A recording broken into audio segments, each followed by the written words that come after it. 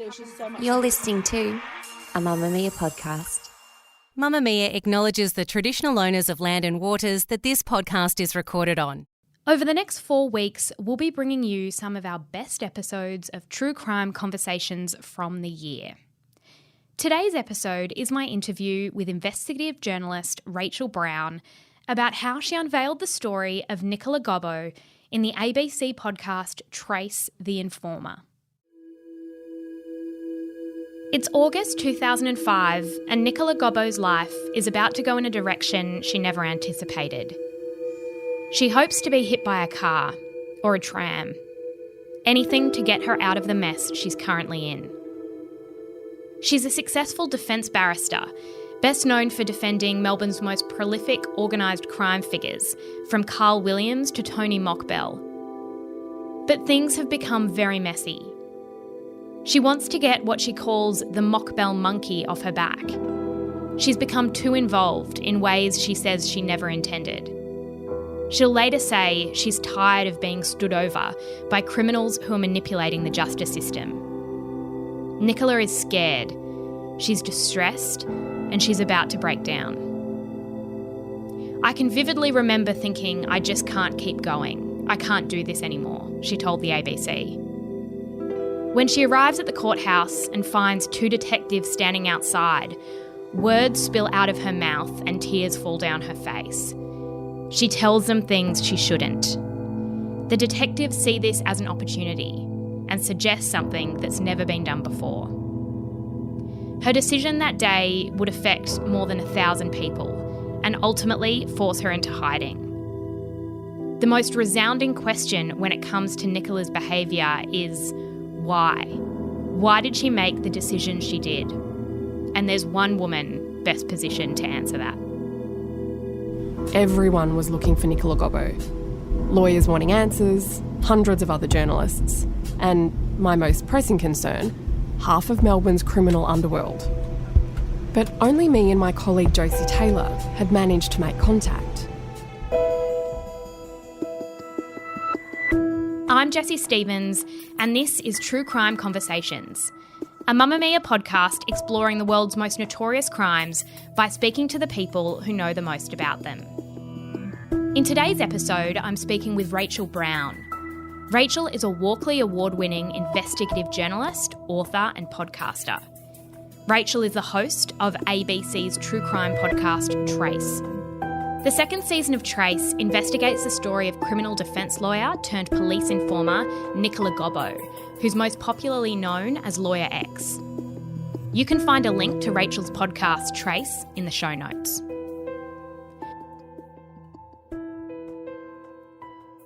I'm going to start at the end. Do you have any idea where in the world Nicola Gobbo is right now?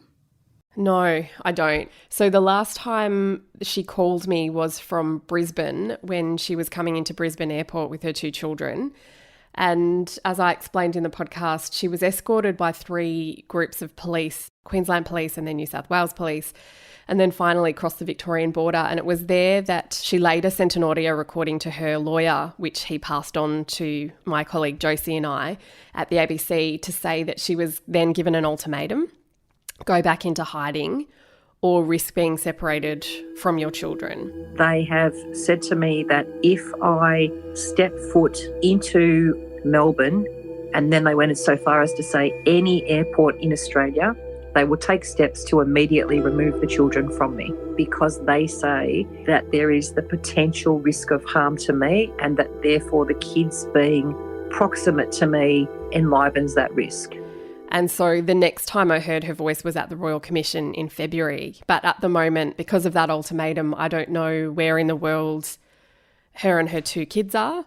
That's partly bittersweet for me because as a storyteller, you want to know how the story ends, and as a human being, you know. But part of me is glad I don't know. I would rather not know. I think it's safer for her. And I think it's just one of those things that it's safer for her and the kids. And that theme of safety and her being pursued or threatened by anyone knowing where she is obviously comes through the whole podcast. Who is pursuing her? What is the greatest threat to her right now?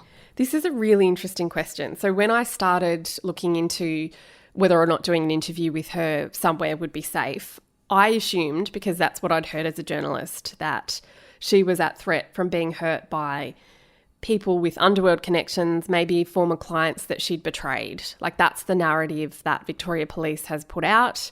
I'm not saying it's right or wrong. That's just what I've heard in documents before the Royal Commission back in 2014 that had her placed in the highest risk category there was.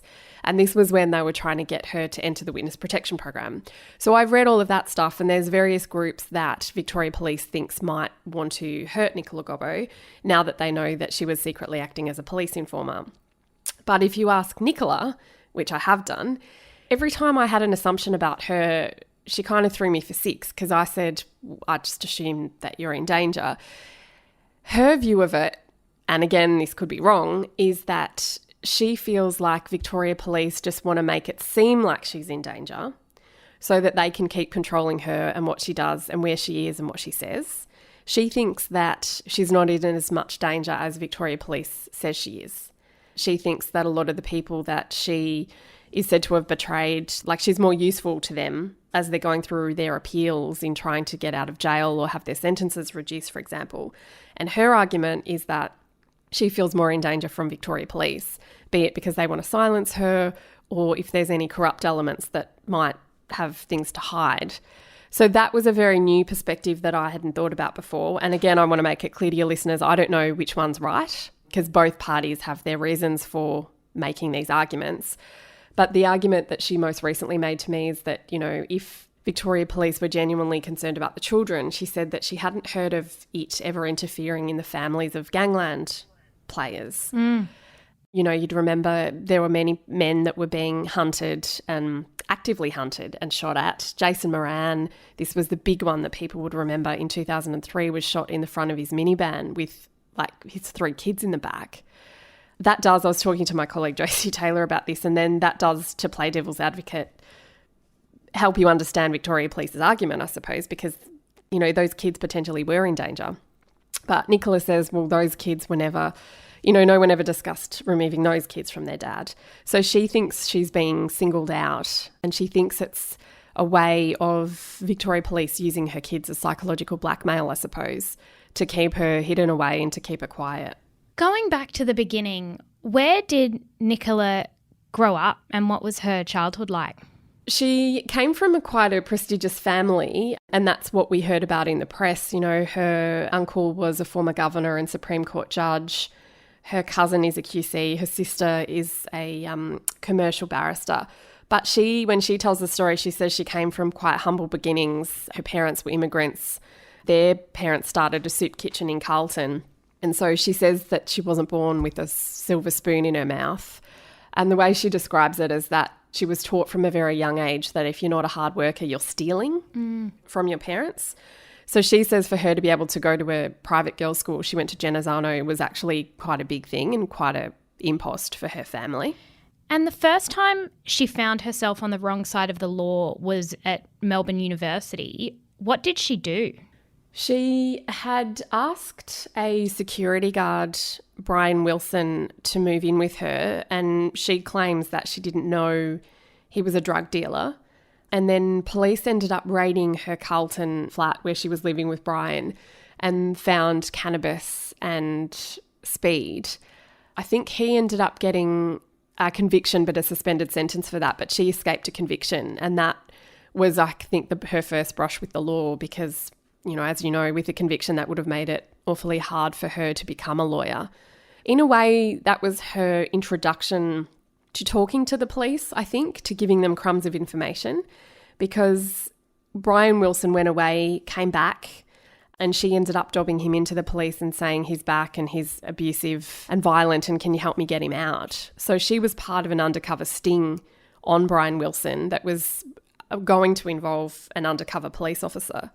But one of the guys in the undercover unit said, we can't use Nicola, she's a loose cannon. She'd ended up choosing the name of the undercover officer herself, you know, and making decisions that should have been made by Victoria Police. That sting was abandoned, but they registered her as an informer in that year in 1995 without her knowing. And they did again in 1999. Same deal. She says she didn't know. So she saw it as giving crumbs of information to the police, but they saw her back then as quite a useful helper, I suppose. And she was studying law then and then went on to enter law because she did escape that conviction. Yeah. Her first job was working for a man named Alex Leuenberg, who noticed that she was socialising with clients of the firm and police. Why was that a problem? Why was that something that concerned him a little bit? I think optically it's not a good look, you know, if you're getting too close to clients, nor if you're getting too close to police. So he was one of the ones that says he warned her to try to keep her distance. But back then, I think this was in the late 90s and the start of the 2000s, she was socialising with her clients. You know, a lot of them said that she'd be more comfortable not talking in her chambers, but just talking in a cafe or at the pub. So a lot of her business was done, I think it used to be called Wheat, which was a cafe under her chambers. There were whispers about her social life that actually pervaded much of her career. What were those whispers? What were people saying about her? What do you mean in terms of the type of woman that she was? In terms of the type of woman she was and perhaps the type of relationships that she was having with these men. Yeah, that's an interesting one. So a lot that's come out at the Royal Commission have spoken about relationships that she's had with police officers, for example. She was in a relationship with one in the late 90s. She says she slept with a officer who was one of the ones that registered her in 1999. He denies that. He's also sworn an affidavit saying that never happened. But it's muddying the waters, right? It's getting too close to the people that you're working with, also the people that you're trying to be defending. So I think even from back in those days, and even she would look back now, and she says she does look back and think that that was silly of her, and people when they're young do stupid things like that. I did account, because at the Royal Commission a lot was starting to, before the commission started actually, a lot was coming out about her sex life. It's been revealed drug king Tony Mokbel used sex tapes to blackmail Melbourne barrister turned police informant Nicola Gobbo. And I thought that's really interesting. I wonder if this would be the same if it was a male informer. And I'm not just saying this because I'm a woman, but I don't know whether the same language would have been used if we'd learned that a male lawyer had been revealed to be a police informer. But there was a lot coming out about her sex life. And so I did a count of the officers we learned about in the Royal Commission, and I think I counted 5 over 8 years. Right. And is it unlawful, or was it, as you say, muddying the waters for her to be sleeping with these people? I don't think it's ethically a great idea. Yeah, I mean, especially if it starts to become a conflict of interest, which in her case it did in many occasions. There was one case that we touched on where she was representing someone who was asked to turn on his co-accused, and one of his co-accused was a police officer, and that was one of the police officers that she was sleeping with. So that's not a great idea. Yeah. You know, how can you give your client completely unbiased advice when you're sleeping with the guy that he's being asked to turn on? And he didn't know that, of course. Her client didn't know that. So you can see how very quickly you could get into some quicksand. In the early 2000s, Melbourne's gangland wars were escalating. What were the roles of Tony Mokbel and Carl Williams? That's a good question. So Tony Mokbel, she met on Valentine's Day, oddly enough, 2002, and he was charged with drug offences. He became known in Melbourne. He would climb to be recognised as one of the drug barons of Melbourne, and indeed Carl Williams as well. So he started off as a, minor drug dealer, lived in Broadmeadows. You'd often see him in tracky dacks and like someone as Tracy, as my colleague described him, someone you'd expect to see in a food court in your local shopping centre. He's really an interesting character because he was shot in the stomach in 1998 on his birthday, and that changed a lot of things. That started a very dangerous tit-for-tat execution in Melbourne. And it was all about kind of seizing control of the illicit drug trade of Melbourne. So you've got basically rival factions dueling for control. And in one corner there was Carl Williams and Tony Mokbel, and in the other was largely the Moran family and the Carlton crew. And Nicola was getting close to not only them but their families, wasn't she? Wasn't there sort of this infamous footage of her spending time at a family event? Yeah, so she attended the christening of Dakota, Carl Williams' daughter. And the problem with that was Carl Williams she'd just recently secured him bail because he'd been charged with threatening to kill one of the lead detectives in Piranha, who was the task force investigating the gangland killings, Stuart Bateson.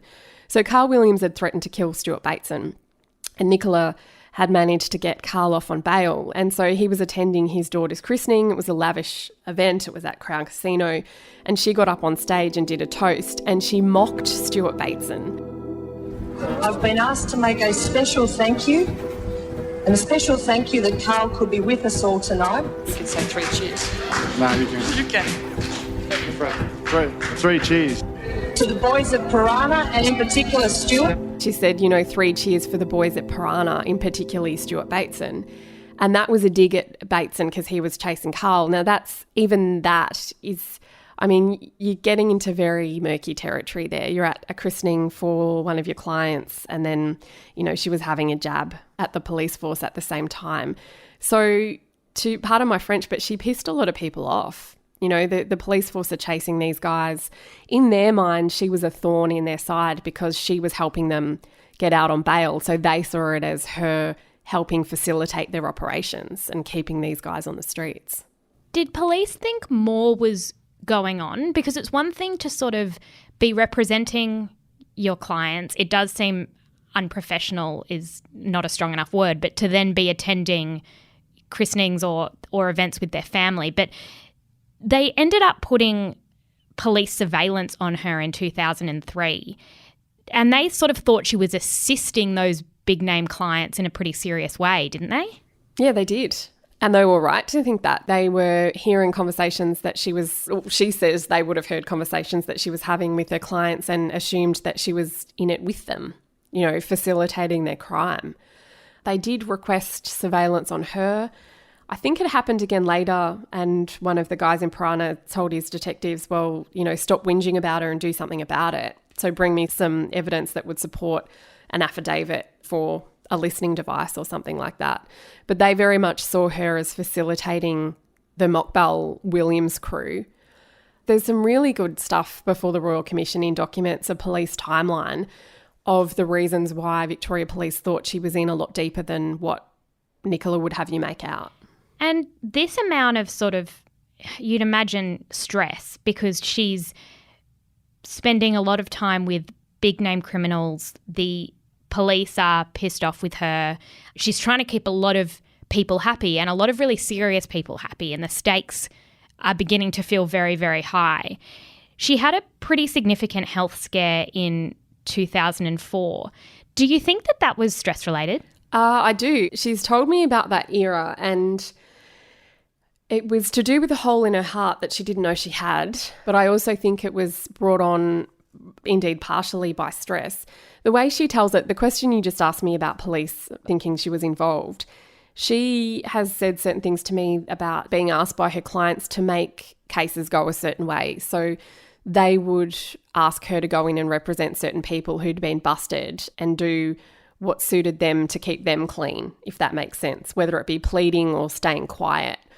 So that was what caused her meltdown in front of 2 police officers in the end in 2005. She said, they're manipulating me to do certain things and I'm sick of it. I'm sick of them playing the system. But in 2004, just before that, she'd been involved in 2 big events that I think could have potentially, increased the stress, which was she helped a hitman roll on Carl Williams. And so she was trying to keep her role in that quiet. And then, of course, the infamous Hodson murders happened. Terry Hodson, who was a police informer, and his wife, Christine, in Kew. And she was involved in, it seemed like, every facet of that. She was involved in representing lots of different parties and I think had a few conflicts there. So she was trying to deal with the wash up of the Hodson murders. I won't go into too much detail because it's a very complicated case, but she was representing people from all sides of that saga. And then she had a stroke. She was accused of knowing that was going to happen, wasn't she? Well, I did ask her that. I said, did you have any idea? And she looked at me with disgust, actually, said, no, I didn't know. The reason why that has come up in the Royal Commission is to take you back a step. So the Hodsons were alleged to have been murdered because Terry Hodson was going to give evidence against two police officers, Dave Meashall and Paul Dale. And the trio were said to have organised the burglary of a drug house in Dublin Street, Oakley. I'm sorry, this is very confusing, but one of the drug house babysitters, his name was Ahmed. And so to answer your question, and I'm sorry if I'm confusing listeners, but Ahmed was supposed to be guarding those drugs, and then the house was burgled. Terry Hodson was going to end up testifying against those two police officers. And then so Ahmed ended up having dinner with Nicola Gobbo the night of the Hodson murders. And in a lot of documentation before the Royal Commission, it's been suggested that he might have known that Terry Hodson was going to be murdered and perhaps tried to use Nicola Gobbo as an alibi. Right, because Terry was murdered along with his wife, who was not a police informer, and it's been described as one of the most significant murder investigations in Victorian history. And there's been suggestion that a lot of what Nicola did next might have been out of guilt, because if she did know what was going to happen, she says obviously that she didn't, or she felt like maybe she could have done more to stop it. What do you make of that theory that guilt might have been a motivation for her next steps? It's a strong theory, and I did put that to her, and I never really got a straight answer from her on that. She said, or subconsciously it might have been, I think was her answer.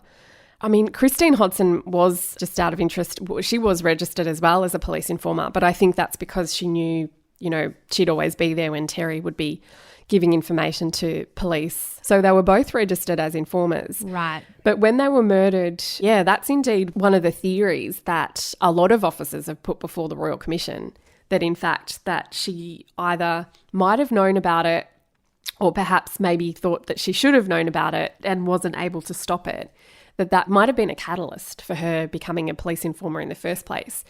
Gavin Ryan was a police officer that told that to the Royal Commission, that he had a hunch that might have been her motivator. And interestingly, a few of her police handlers have written that in statements before the Royal Commission. But yeah, as I said, when I put that to her, because it seems like it fits, right? Yeah. She said, well, subconsciously it might have been. And that was the most that I've ever been able to get out of her on that one.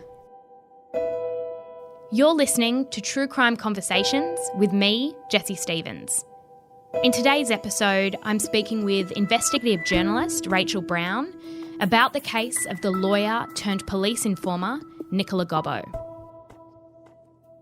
Things seemed to unravel for her after that, and there's the day in August 2005 when, as you were saying before, she was rushing to court and she kind of broke down about how stuck or trapped she felt. And that conversation that she had changed the course of her life. What happened from there? The police then started using her, didn't they? She would say that she was being pressured to represent a client that she didn't want to represent. She said that Tony Mokbel wanted her to represent this guy and make sure that whatever he said to cops, would serve Tony Mokbel. So that was, she says, her breaking point, that she was going to court that day. She'd called a detective in the morning called Paul Rowe and said something that he found quite remarkable, is that, I'm being manipulated. I don't want to represent this guy. He won't get a fair hearing. And then at court, she basically said the same thing to Paul Rowe, that she was being manipulated by her clients. And he couldn't believe it. I mean, this is basically the opposition giving him free intel. It would have been something he suspected, but to hear it from her mouth, I think he felt quite shocked by. And he said she was distraught. She was not sobbing, but crying a little bit. And so he said, well, we should talk more this afternoon. And so he went back and told his boss and said, you'll never believe what just happened. So they drove her somewhere that afternoon and started taping her. And that was what led to her becoming a police informer. In the next couple of weeks, they handballed her to a secret unit that was set up especially to deal with informers. And it was there that she met two men who would become her prime police handlers. And they have the pseudonyms of Sandy White and Peter Smith. For people who might not understand the role of a police informer and the role of a defence lawyer, why are those two things so incompatible? Like, what made that decision so shocking? Well, it's working for the opposition. So as a defence lawyer, her job is to ensure that her client gets a fair hearing, that their case isn't prejudiced. But as a police informer, it's your role to feed secrets to police. So all this comes down to very dry, and it'll sound boring, concepts of what's called LPP, legal professional privilege, and conflict of interest. And with legal professional privilege, it's that sacred bond between a lawyer and their client. That information is to stay between the lawyer and the client.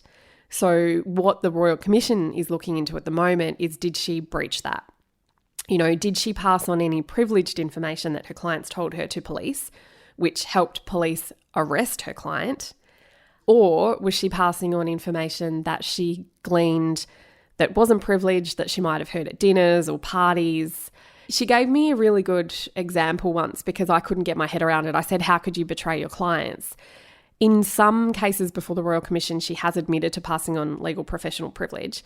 But she said to me that the idea that the public has to do with LPP, and a lot of lawyers might balk at this, so don't shoot the messenger, but she said that a lot of people think that every conversation that a lawyer has with their client is privileged. And she said that that's not true. That, let's say I'm your lawyer and you come to me and you tell me about the advice you need for a murder case, that's privileged. But then if you then turn around and go, oh, by the way, my mate Jessie has just set up a drug lab in Strathmore, for example. She says that that's not privileged. And then you get into this really, really murky grey area, which no one has actually been able to give me a clear steer on, as to whether or not that she did the wrong thing by passing things like that on. Right. And the question that resounds throughout this whole case is why? Why would she start talking? It feels so dangerous with the people she's dealing with. It doesn't sort of really seem in her best interests. On the surface, it seems like it's almost people-pleasing, like she didn't want to let anyone down. And so whoever asked her to do something, she sort of just said yes. Is that why you think she did it? Why does she say she did it? This is such a difficult question, and I still, at the end of this podcast, I'm not sure whether I came to an adequate answer. That was my big question going into this, is why. I knew the Royal Commission would be sorting out the what, and that's its job, but I wanted to know why this high-flying defence barrister would jeopardise her livelihood and possibly her life to give information, because as far as I could tell, she wasn't getting anything out of it in terms of, she couldn't tell anyone, so it didn't help her reputation or anything like that. She wasn't getting paid to be an informer.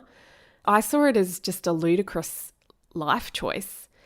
And when I asked her why, she describes it as a cocktail of factors. So the first one is, I think she said once, to get the Mokbel monkey off my back. And that goes back to what I was talking to you about before, that she felt like clients were playing the system. It's a complicated, messy, misreported, misunderstood thing. But the reality is that it was probably a perfect storm, and I felt morally and ethically challenged. And she said she was fed up with it. Another reason, I think, is that, and this has come through in a lot of the material before the Royal Commission, I think a lot of people will laugh at this, but I do think she has perhaps still a low self-esteem, and there was a desperate need to be wanted, to be liked, to be needed, to be at the centre of attention. And so I think she went from wanting that from her, I guess, criminal social circle and feeling like she was the centre of attention there, to then wanting to be needed by the Victoria Police Force. Because I could not work out how to not disappoint anyone or how to not let anyone down and how to get out of that mess, or probably in a way that meant I didn't have to stand up to anyone, which seems to be what I had an inability to do. How was her mental health in the years that followed? Because there were a lot of lies that she was going to have to keep track of. And you say in the podcast that it's mind-blowing how she was able to actually do that and remember what she could and couldn't say. Did it take its toll? I think it did, and I think she wouldn't even realised at the start the toll that it was taking. I genuinely got exhausted listening to her tell me stories, sometimes of what she had to remember that she didn't know, if that makes sense. Yeah. You know, things that she'd learned that she shouldn't know. And so to not mention that, and the number of people that she was dealing with, and she had a lot of conflicts of interest. As I said, she was representing different parties from different crimes. I don't know how she kept track of it all. So that would have been a great stress. So many times I've just thought with her, it feels to me like quicksand. And I know a lot of people are really critical of her, and I'm not an apologist for her by any means, but the more I spoke with her and asked her, well, why would you represent this guy when, you know, you helped get him arrested technically? Or why would you represent another person who, you know, you'd represented one guy who rolled on the second guy, and then you've represented the second guy? That's just not allowed. And the way she described it to me was, I almost felt like a quicksand scenario. You know, the harder she swam to get out of danger, you know, to keep her name out of documents, for example, so people wouldn't realise she'd represented certain people, the harder she swam, the more she sank, I think. And I think, as I said in the podcast, there were opportunities for her to get out and she didn't take them. She would tell you that she didn't take them because she didn't feel like she could just walk away, that they would have realised she was a police informer. I don't know. I can't give an accurate assessment of that, but that's what she says. She just kept getting thicker and thicker and thicker and thicker into it. I'm interested too in those relationships that she was forming with both criminals and police, and it's said that she didn't really have any friends outside of that. That was her entire social circle. Do you think there was almost like a power dynamic at play there, because she lost her father when she was a young woman, and she's sort of suggested that she was always looking for that father figure, and a lot of these criminals are older men who I imagine are pretty threatening, but also probably quite charismatic because of the nature of what they do. Do you think that that's why she got so caught up in this particular circle? Why were these people her only friends? I think that's part of it. And if you're spending, considering the hours that she was working just being a barrister, and then add being a police informer on top of that, it was like she was working two incredibly difficult full-time jobs. So she would be associating with her clients during the day, calling or meeting with her police handlers of a night time. And so I think one of the interesting things that I learned was that her social circle basically swapped from clients to police officers. And you're right, her dad did die when she was young. And we had a long chat about this when she tried to explain to me that in counselling she's had in more recent years, that she thinks that, yes, she was trying to fill that void.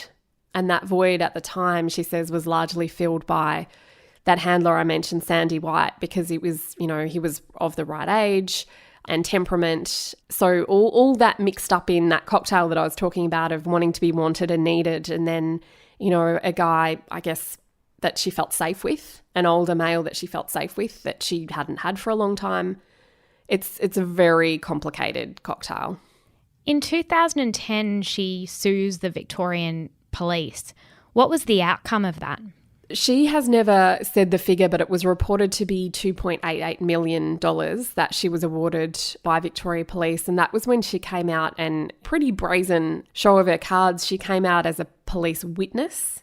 So she had agreed to testify against an officer called Paul Dale, and he was one of the men that was in the frame for that drug house burglary, and then he was a suspect in the murder of Terence Hodson. So she had agreed to testify against him. That all unravelled spectacularly, and so she basically came out and said to my colleague Josie Taylor, I'd like to do an interview, and she basically outed herself as a police witness and said, they've failed to look after me. This whole thing's been a shambles. I won't be able to work again. I'm in danger. And so she made a compensation bid. And yeah, 2.88 million was the reported figure. And how was her identity eventually revealed? Because people might remember Lawyer X, that term coming up, and then her face being released to the media, which feels incredibly dangerous for someone who has done the things that she's done. Who leaked that? We still don't know. The Royal Commission's heard that a journalist from the Herald Sun, Anthony Dowsley, was leaked it by a senior officer in Victoria Police. Anthony Dowsley then called Nicola Gobbo, and I think it was March 30, 2014, and said, I've heard you're a police informer. She called Victoria Police. It led to this frantic scramble for a late night injunction that night. And then I think the Herald Sun ended up going to print with the Lawyer X story, but didn't run her name. And then a very protracted 5-year legal battle then started. The paper's campaign to name her, Victoria Police's fight not to name her. And then finally, and I'm talking, this is 5 years, so it went through the Supreme Court and then the Court of Appeal, and then the High Court basically decided there's been a miscarriage of justice here.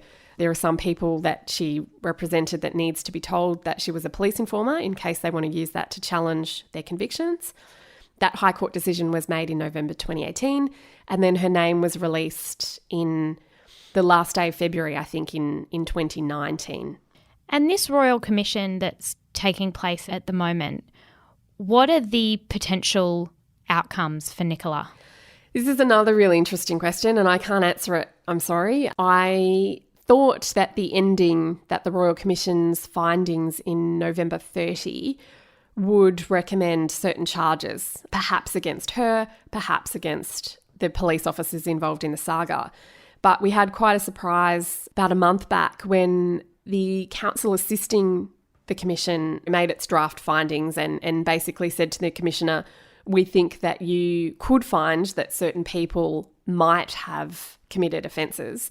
And the commissioner came out and said, well, I won't be naming anyone because I don't want to potentially prejudice any future trials.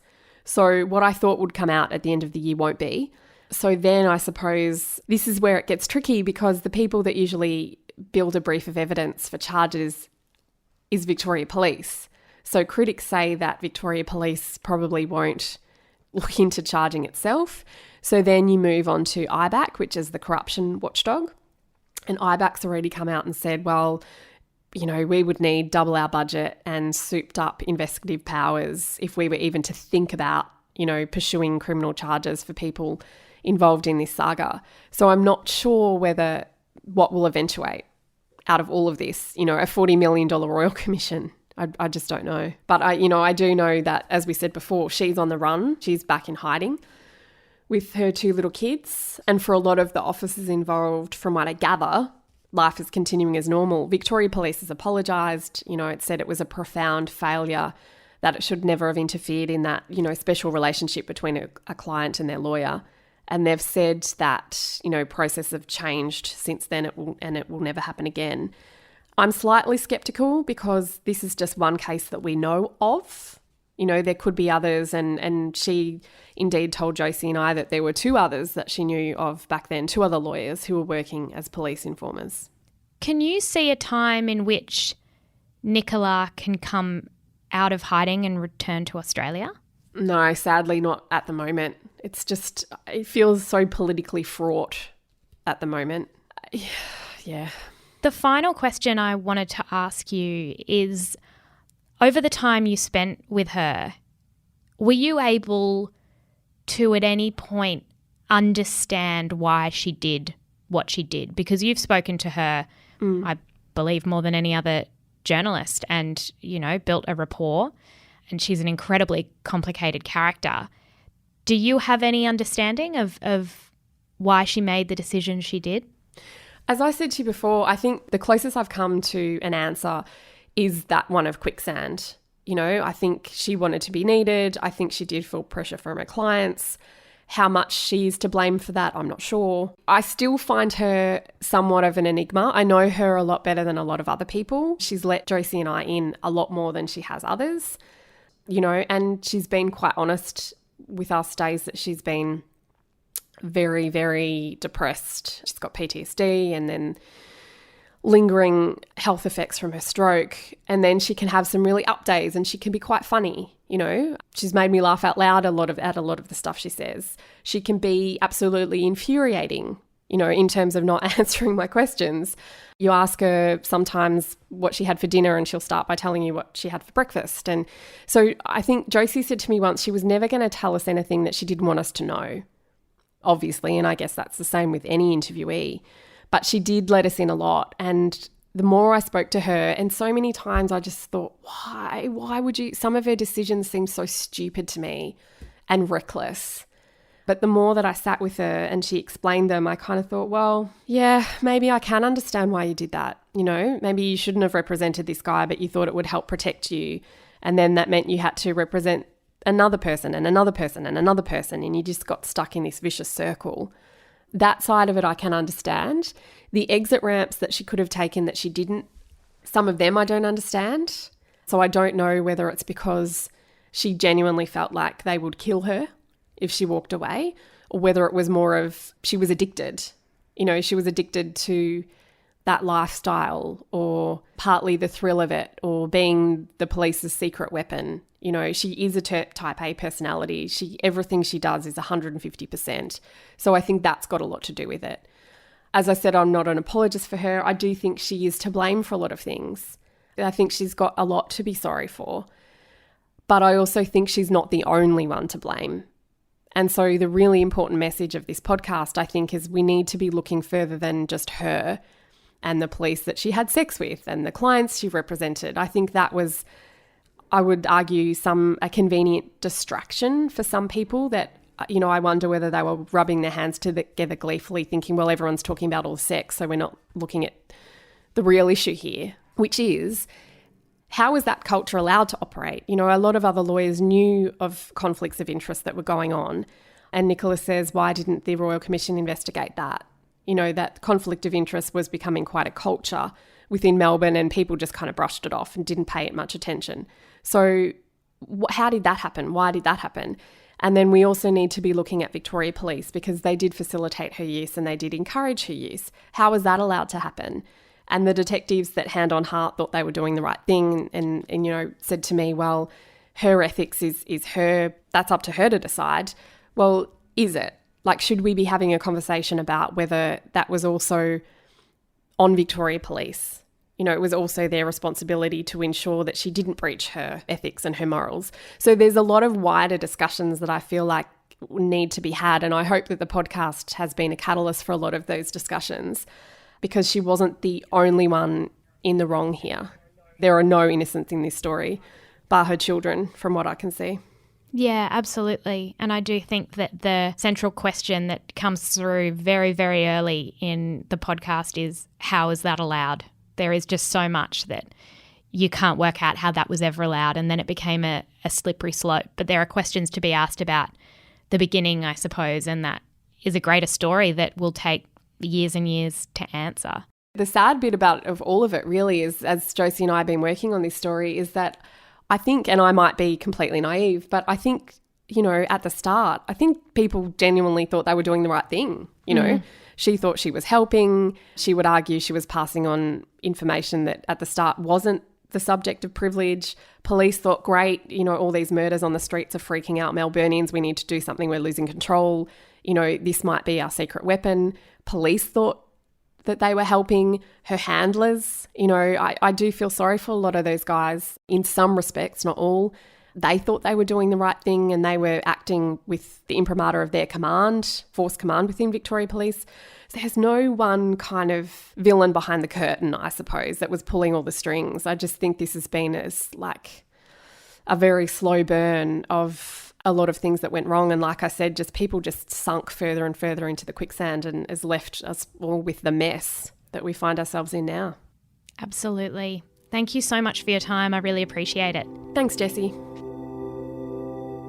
It was more akin to a situation where I felt that I had to prove my worth all the time, and that if I didn't, then they would effectively throw me to the wolves, because if I didn't keep being of value to them and became valueless, then they wouldn't look after me.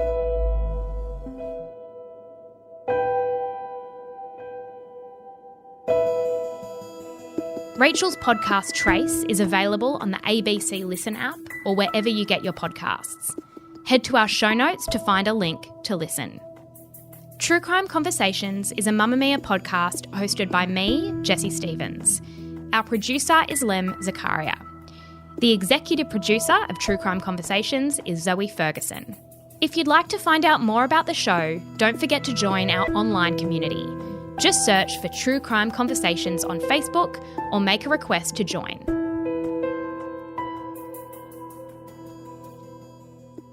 Thanks for listening to the best of True Crime Conversations 2020 with me, Jessie Stevens. Join me next week to hear my interview with former detective Gary Jublin about the case that cost him his job.